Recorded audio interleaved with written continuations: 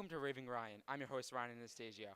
I'm here at the 39th annual Prescott Bush Dinner here at the Hilton in Stamford. It's a very exciting night. It's the Connecticut State Republican Party's biggest fundraiser of the year. This year they have two keynote speakers, Matt Bevin, the governor of Kentucky, and Chris Sununu, the governor of New Hampshire. They're also honoring guests, honoring people in the state parties such as the Minority Leader Len Fasano and many other people. I have been interviewing people, and I'm going to show you those interviews, and I'm going to show you part of the dinner. So I hope you watch this video. I'm here with the candidate for the U.S. Senate in 2018, Dominic Rapini. Dominic, how are you? Ryan, I'm doing terrific. It's been a great day. Yeah, can you tell us more about the campaign and why you're running to be the next U.S. Senator in Connecticut? Yeah, absolutely, Ryan. I will tell you right now, I've been in technology for 30 years. I'm a Silicon Valley guy, but I love this state. And I want to live here, and I want to retire here, and I think this state is worth fighting for. And what I'm seeing right now in our federal delegation, like particularly with Chris Murphy, they're not fighting for us. They're being activists. They're working on the resistance and obstruction, and they're not doing things to really take care of Connecticut or really take care of business out in Washington. And I think we need a business person out there to get that done. And I'm here with Trumbull First Selectman and candidate for governor in 2018, Tim Herbst. Tim, how are you? Great, I'm doing great, and how are you?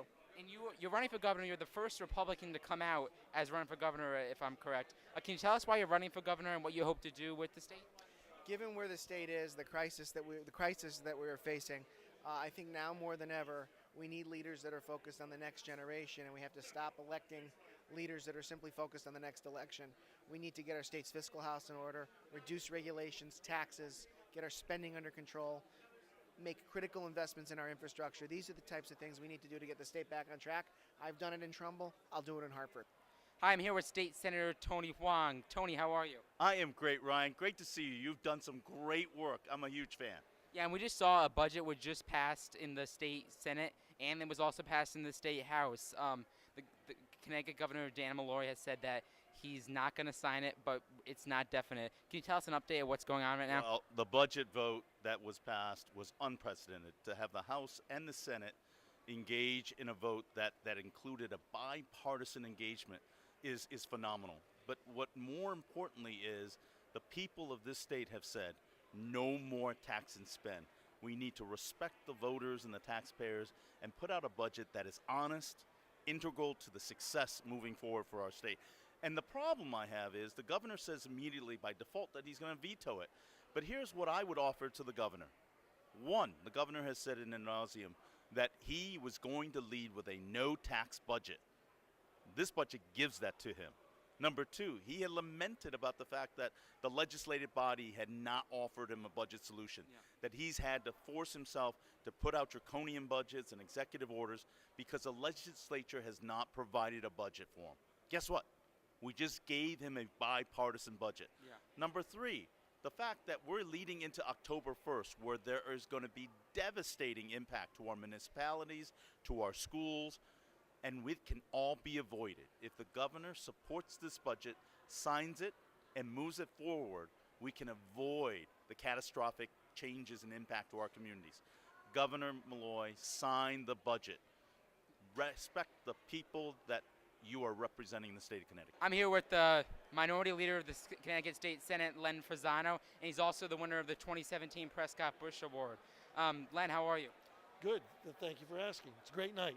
Yeah, and you're getting this award. It's named after Prescott Bush, who's a former senator here, the father of George H.W. Bush. It must be an honor. What did you feel when you heard you got this award? Look, I'm very humbled by the award, and I thank them for thinking of me. I do what I do because I love what I do, and it's not really for the awards. I'm proud of the recognition by my party. I think our party has got the right message and can move the state in the right direction, so that they're honoring me. Makes me feel very, very good inside. But, we have a great party, and Prescott Bush was a great senator, and the Bush family have been great to our party, so I'm honored to think that I'm getting something named after that generation of folks who've done some great things for our country. Yeah, and we just saw the state budget was passed in the state Senate and the state House.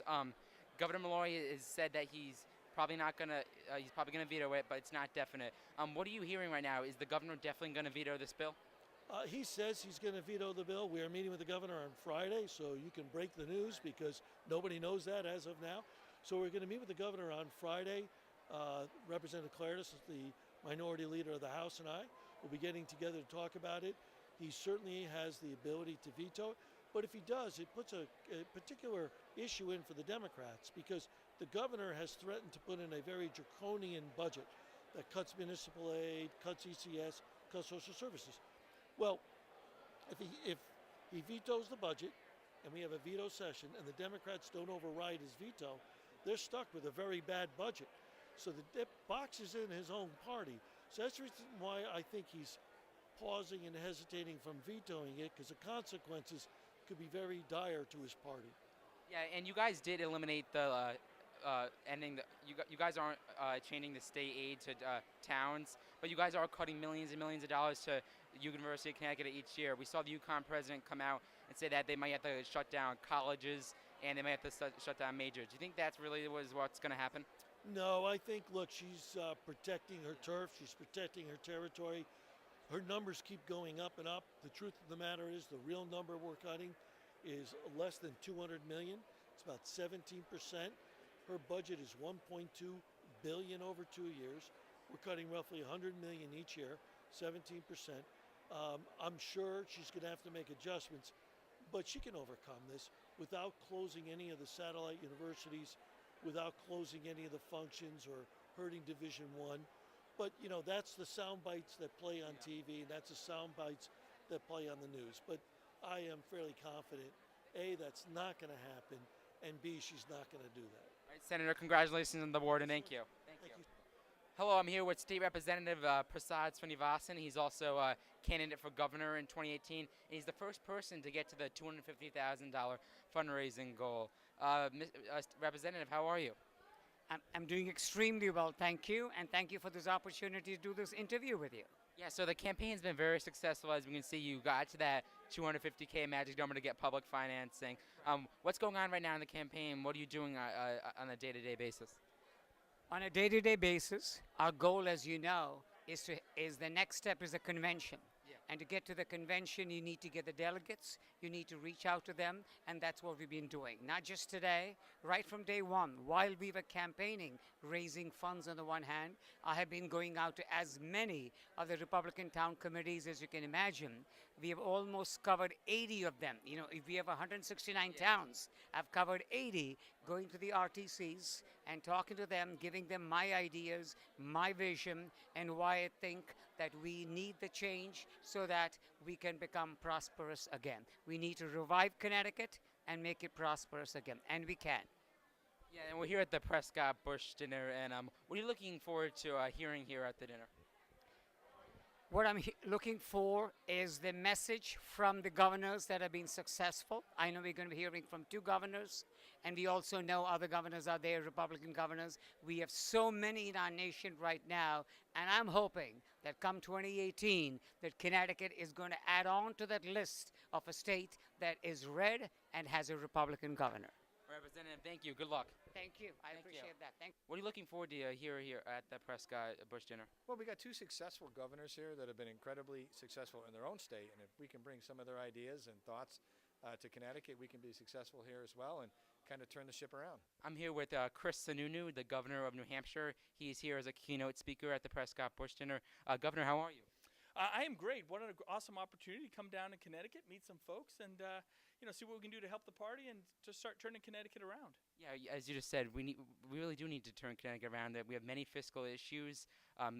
Many companies are leaving. What do you think Connecticut can do to try to get companies to come and to get out of this big deficit that they're in? Well, you start by electing a good governor, a good Republican governor who has some business sense, who knows how to go out, attract businesses, get people inspired, get people excited, and again, realize that real potential that the state has. I mean, Connecticut, for a long time was really right there, and so it's not like you have to invent something that isn't there. You just got to get back to good management, good fundamentals, and again, the world can be your oyster. So it's great to be here. You got a full house here tonight. That says that there's energy in the party. There's energy for people who are looking for change, who are willing to stand up and be an effect of that change. So I think there's just a lot of potential right here in the great state. Yeah, and there's a race for governor in 2018 here in Connecticut. Many of the candidates are here at the dinner. Have you talked to any of the candidates? Are you? I have. And is there anybody that sticks out to you? I don't know if there's anyone that sticks out, but I've had the opportunity to talk to a few of them, and they all have some great ideas. At the core, when you're talking to these good Republican candidates, they all believe in those principles of good management, local control, limited government. Really getting out there and promoting everything that Connecticut has, and not just relying on politics. When you let politics get in the way, it gets in the way. So again, what I've seen from some of these candidates are a lot of commonality in terms of the fundamentals and a real desire to bring Connecticut back. All right, thank you, Governor. Thank you. I'm here with the Governor of Kentucky, and he's also a keynote speaker here tonight, Governor Matt Bevin. Governor, how are you? I'm doing well. It's great to be with you, Ryan. It really is. I hear great things about you. It's nice to meet the man himself. And I understand you have many roots here in Connecticut. Your family owns the company Bevin Bells. Can you tell us more about that? It's a little company that was started by my great-great-great-grandfather in 1832. And the first Bevins came over here to Connecticut from Massachusetts in the 1640s. So we go back a long time in the state. And while I've never lived here myself, certainly have some deep roots here in the Nutmeg State. Yeah, and currently the state is in a fiscal crisis. We have a huge deficit. Many businesses are leaving. We saw Aetna, GE, now Alexion leave. Do you have any advice for Connecticut to try to get businesses to come in and to stop businesses from leaving the state? Yeah, elect business people to run this state and people who are fiscally responsible. Literally, Connecticut needs to get its house in order. And I say this from experience. Kentucky was in the same position. This is the first elected position I've ever had. I've never been in political office. I'm a business person, and I came in because our state desperately needed the very same thing that Connecticut does, which is to get its house in order. And so what I would encourage among the many people who want to be governor, I would encourage all of the voters in Connecticut to look for someone who's willing to be governor more than they want to be, because it will be a thankless task. To do what needs to be done is going to be a hard job, and this person will be disliked by many people, and yet Connecticut desperately needs it. So I would encourage the people of Kentucky to be serious, or Connecticut, I should say, to be serious and focused on getting good business-minded people to be the next candidates, and then to choose the best from among them. All right, Governor, thank you. Thank you.